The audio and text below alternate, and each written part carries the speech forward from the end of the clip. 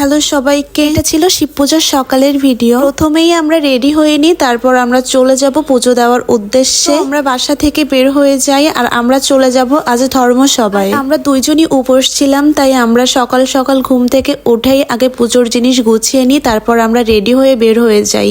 একটু পরেই আমরা চলে আসি মন্দিরে। এর ভিতরে ঢুকেই দেখি যে আজ অনেক সাজানো গোছানো ছিল। ভিতরে ঢুকেই আমরা আগে লাইনে দাঁড়িয়ে পড়ি। আমরা গিয়েছিলাম দুপুর বেলায়, বেশি একটা ভিড় ছিল না। একটু পরে বাবার মাথায় জল ঢালা শুরু করে দিই, তারপর চলে আসি এই সাইডে, এসেই মোমবাতি ধূপকাঠি জ্বালিয়ে নিই। আমরা ধর্মসভা দুপুর বেলায় গিয়েছিলাম কারণ রাতের বেলায় আকাশদের বাসায় পুজো ছিল, আমাদের ওইখানে যেতে হবে, তাই আমরা দুপুর বেলা এই জায়গায় এসে আগে পুজোটা সেরে নিয়েছিলাম। কিন্তু আমরা ধর্মসভায় পুজো দেওয়ার পর আমরা উপোস ভাঙিনি, আমরা রাত পর্যন্তই উপোস করেছিলাম। আমরা ওইখান থেকে বের হয়ে যাই। আমরা ধর্মসভার সাইডেই চলে গিয়েছিলাম একটু ছবি আর ভিডিও করার জন্য। আর আমার কাছে অনেকেই কোশ্চেন করেছেন যে এটা কোন জায়গায়, এটা লোকেশন বলতে। আর এই লোকেশনটা হচ্ছে খুলনা প্রেস ক্লাব। সবাই চেনেন, প্রেস ক্লাবের পাশে একটা পুরনো বিল্ডিং আছে ওইখানে। সবাই ভালো থাকবেন, বাই।